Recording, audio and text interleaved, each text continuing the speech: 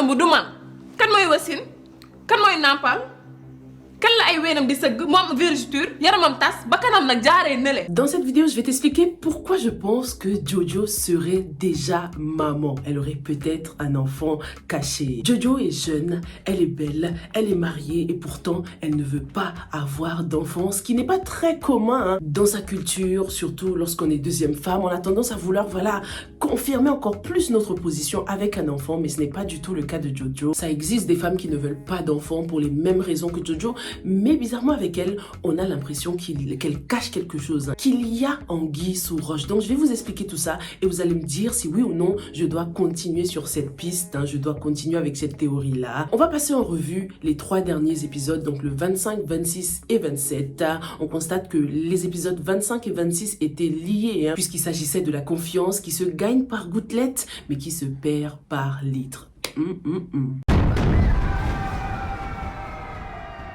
Bonjour à tous et bienvenue sur Yeri TV, je m'appelle Sylvia et sur cette chaîne je fais des revues et des analyses de films et séries afro, donc si c'est quelque chose qui t'intéresse, abonne-toi et active la cloche pour ne pas rater la prochaine revue ou la prochaine analyse. Le thème de la confiance abordé dans les épisodes 25 et 26 concernait plusieurs personnages, mais tout particulièrement Khalil et Fabintou. Le très peu de confiance qu'il y avait dans leur mariage, dans leur couple est définitivement brisé avec l'annonce prématurée de ce divorce. Les malheurs se sont tellement enchaînés pour Fabintou qu'on n'a même pas eu le temps de se réjouir de sa grossesse. On l'a vu vomir, on insinue qu'elle est enceinte. On le devine, ce serait vraiment le plus logique parce que ça y est, on en a marre des fausses grossesses, Leïla. Fabintou est enfin enceinte, l'une des choses qu'elle désirait le plus au monde. Et malheureusement, la famille Cham, Leïla en particulier, lui a volé un peu cette joie, lui a dérobé ce moment de joie. Cette grossesse, on dirait que Fabintou ne va pas perdre le nord, elle va être maline, être discrète et ne pas l'annoncer. Parce qu'il y avait une scène où elle se préparait pour sortir, on ne sait pas encore où elle allait, mais ça se trouve, elle allait faire des examens. Affaire bu gérer vite fait rek après ma ñëwaat. Il serait de toute façon judicieux pour elle de ne rien dire parce qu'il y a des ennemis qui rôdent. Elle sait très bien que beaucoup de gens lui veulent du mal. Donc la chose la plus intelligente à faire serait de ne rien dire à personne pour le moment. De toute façon, dans beaucoup de cultures, lorsqu'une femme est enceinte, elle ne dit rien jusqu'à même après l'accouchement parfois. Moi j'appelle ça elephant hiding parce qu'une grossesse ça finit toujours par se savoir, mais vaut mieux franchement que Fabintou ne dise rien pour l'instant. En tout cas, on dirait que Leïla n'est pas prête à se débarrasser de Fabintou. Et comme je l'ai dit dans une revue précédente,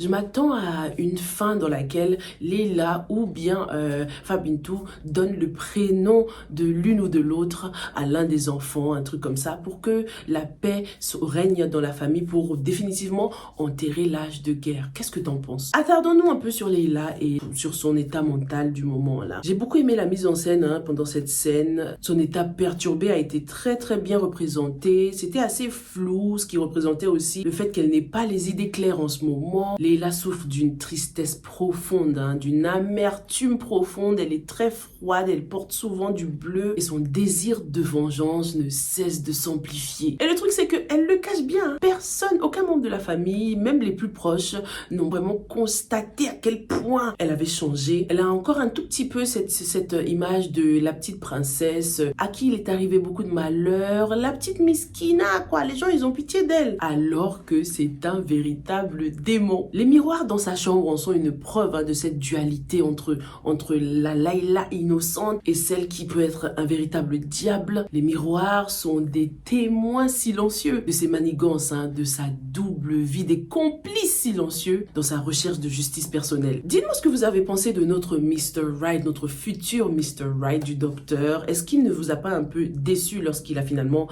cédé, donné le numéro de l'autre médecin à Leïla? Elle l'a manipulé certes, elle lui a fait les yeux doux, elle a pleuré comme ça, mais je trouve qu'il a vite cédé et c'est la preuve qu'il ressent tout de même quelque chose pour elle. Elle a vite touché son point faible, donc pour ceux qui disaient que le docteur serait intéressé, je pense que vous n'avez pas tout à fait tort parce qu'il aurait pu être catégorique, dire elle est là, non, for the sake of the family, et surtout pour la famille, parce qu'il connaît le père, il aurait pu se dire non, Leila, il risque d'y avoir des conséquences, surtout pour ton père, parce que Babel Cham, c'est quand même un homme influent dans la société, quoi. Donc, il m'a un peu déçu, hein, le docteur, là. En parlant de grossesse, d'ailleurs, de cette grossesse, je comprends toujours pas pourquoi Leila a pris le risque de faire semblant de vomir et tout devant Nabou Gay. Ça, j'ai pas capté encore ce scénario-là. Peut-être pour attirer l'attention vers elle, mais il y avait d'autres manières de faire, tu vois. Je pense que la production voulait juste nous manipuler un peu. Ils nous ont conduit petit à petit à tomber dans ce panneau, en commençant par la scène, le flashback entre Leila et Babacar. On en a tous conclu qu'elle était enceinte, alors que non. C'est pour ça que je me dis qu'il faut qu'on fasse attention à ce que la production nous a montré concernant la femme au chapeau. Ce n'est certainement pas Hadi, hein. Les apparences sont trompeuses. Et puis elle est trop jeune pour que un daron la croie, sans lui demander où sont ses parents ou sans chercher à contacter la famille de Leila avant de mettre fin à ce mariage, à ce futur mariage. Donc pour le moment, Leila n'est pas enceinte, mais je vous jure, j'espère qu'elle va finir par réaliser qu'elle est vraiment enceinte, que ce qu'elle essayait de fake, c'est au final avéré. Ce serait trop drôle. Bon, parlons de son frère Khalid. Il a vraiment des attitudes de last born, les Benjamins là, les nous là. Les impulsifs là. Ça, c'est les réactions de dernier de la famille. Un vrai chat. J'arrive toujours pas à comprendre comment il a pu croire tout de suite que Fabintou était allé se faire avorter alors que le médecin lui a dit une femme au teint clair. Teint clair. Clair. Fabintou, elle a pas le teint clair. Elle est brown skin normal. Ou bien on n'a pas la même interprétation de teint clair. Franchement, le divorce était trop soudain et en fait, ça nous a juste ramené à la réalité. Hein. Je me suis dit, ah, ça se voit qu'on est vraiment dans un film là parce que même Fabintou, défends-toi, dis quelque chose. Elle était là. Mais elle a bien un alibi, il y a bien une date sur cette ordonnance-là. Elle va prouver qu'elle n'était pas dehors à ce moment-là. Simple. Khalil a retrouvé un peu ses esprits et il est donc venu à la maison pour essayer de discuter avec Fa. Mais j'ai beaucoup aimé la réaction de la maman de Fa qui lui a rappelé qu'il était devant son titre foncier. Donc get out of here, man. Tu connais une baffe, ça te fera du bien. Ah bah oui, tu peux pas bafouer l'honneur de ma fille et tu reviens comme ça, comme une fleur là. Hell no. J'ai kiffé la scène par contre avec son père. Lorsqu'ils sont donc allés visiter la tombe de l'ex-femme du papa, c'était très touchant. Je trouve que ce personnage est bien écrit, tu vois. En plus, l'acteur joue très bien. Il a un ton de voix très apaisant. Les mots sont toujours très bien placés. C'est très agréable de l'écouter. Les souvenirs avec son ex-femme étaient très touchants. On découvre donc que c'est lorsqu'elle était malade qu'elle a demandé au papa de prendre la mère de Khalil et Leila comme épouse. Donc Babel Cham est devenu polygame malgré lui, quoi. Ça m'a un peu renvoyé à la conversation qu'il a eue avec Fabintou lorsqu'il disait un truc du genre l'homme est polygame par essence. Et c'est d'ailleurs cette conversation qui a convaincu Fabintou à demander à Khalil de signer polygamie. Mais je trouve que l'homme n'est pas forcément polygame puisque lui avait sa femme. C'est par grande générosité que sa femme lui a demandé de prendre sa meilleure amie pour épouse. Ça c'est ça franchement il y a peu de gens qui arrivent à faire ça, hein. Aimer au point de laisser partir quelqu'un pour le bonheur de la personne, pour le bonheur de vos enfants. Cette femme avait vraiment des qualités incroyables. Le message que ce papa essayait de faire passer aussi, c'est de nous demander de profiter de nos proches tant qu'il est encore temps. C'est tout ça qui a un peu poussé Khalil à réfléchir. Le papa, il a donc sa cage à oiseaux avec des pigeons blancs qui sont très très symboliques et qui le représentent parfaitement, hein, parce qu'ils sont synonymes de paix, de réconciliation, de libération d'un fardeau émotionnel aussi, ce que ce papa s'efforce de faire, hein, avec ses enfants lorsqu'il leur parle. Il essaye de les soulager, de les apaiser. L'élevage de ces oiseaux témoigne aussi des qualités de ce papa. Il est très compatissant, très patient. Déjà, faut être patient, hein, pour pouvoir s'occuper de n'importe quel animal, même en général. C'est un homme qui est également lent à la colère. Du coup, ça m'a tellement surpris. Je crois que c'était la première fois, les gars, qu'on l'a vu sortir de ses gonds quand il est revenu à la maison, donc après l'annonce du divorce. Donc, c'est la preuve que cette situation le touche réellement parce qu'il lui en faut vraiment beaucoup, hein, pour le mettre dans cet état-là. Preuve que Khalil a vraiment dépassé les bornes. Mary s'est invitée au secret spot de Khalil et Fabintou. Elle commence à franchir des limites là. Jusqu'ici, ils se sont toujours vus dans un cadre un peu professionnel ou bien chez la famille. Jamais dans un coin un peu intime comme ça. Oui, c'est intime, hein, c'est un lieu public, mais intime pour le couple Fa et Khalil. Mais de toute façon, pour Mary, c'est perdu d'avance parce qu'on sait très bien bien que le cœur de Khalil appartient à Fa. Malgré l'annonce du divorce, malgré le collier rendu, ces deux-là s'aiment toujours, mais évidemment, ils ne doivent pas se remettre en couple tout de suite parce que Fa Bintou doit absolument laver son honneur. La conversation entre Fa et Awacher était très intéressante, très importante aussi pour démontrer le point de vue et la façon de penser de ces deux femmes qui évoluent de façon totalement différente. Malgré les arguments très valides de Fa Bintou, Awacher n'a pas du tout été convaincue par tout ça. Franchement, Awacher, comment elle m'agace les gars. Ah non, c'est pas ma pote Awacher, franchement, ceux qui l'aiment bien, qui trouvent que c'est une femme parfaite, Soutoura, tout ça, tant mieux pour vous, j'espère que j'aurai tort. Franchement, j'espère qu'avec Awacher, la production va nous montrer que non, au final, en fait, elle a toujours été une femme exemplaire, douce, patiente et tout ça. J'espère parce que non, moi, que ce soit en amitié, je veux même pas d'une amie comme elle. Non, quelqu'un qui sait qu'on te fait du mal et qui sait qui te fait du mal mais qui ne te le dira jamais. Oh my God, hell to the no. J'espère qu'on nous montrera que c'est une femme intègre et que j'avais tort, mais je la trouve tellement hypocrite. Je préfère de loin quelqu'un comme Nabou Gay, mais de fort. Le sourire de Awacher me paraît tellement dangereux. Elle me paraît comme une silent killer, je vous jure. Et franchement, le personnage a été très bien choisi. Elle a ce regard un peu innocent d'un côté, mais malicieux de l'autre. Elle est très sournoise. Je ne peux pas m'empêcher de penser que Awacher a un côté sombre. Ses enfants ont hérité en tout cas de son bon côté, son bon cœur. Bousso a hérité du courage que sa mère n'a pas. Ouais, des fois le courage peut sauter une génération. Lorsque Bousso était en train de discuter avec son père, Awacher était derrière en train d'écouter, en train de sourire. Elle était plutôt d'accord avec tout ce que Bousso lui disait. Mais si elle est vraiment une femme vertueuse comme elle le prétend, elle aurait plutôt dit à sa fille, ah c'est pas une façon de parler à son père, tu vois. Mais au contraire, elle souriait bien en mode, ouais vas-y ma fille, vas-y, dis-lui. Bon après, Bousso a tout simplement dit la vérité. Elle n'a pas non plus été disrespectful, hein. Elle a juste osé dire les choses, ce qui est important. Mais bon, tout ça pour dire, j'espère que j'aurai tort concernant Awacher, mais en tout cas c'est pas ma pote. Fa Bintou lui a donc proposé de venir travailler avec elle, mais ça risque de créer des jalousies.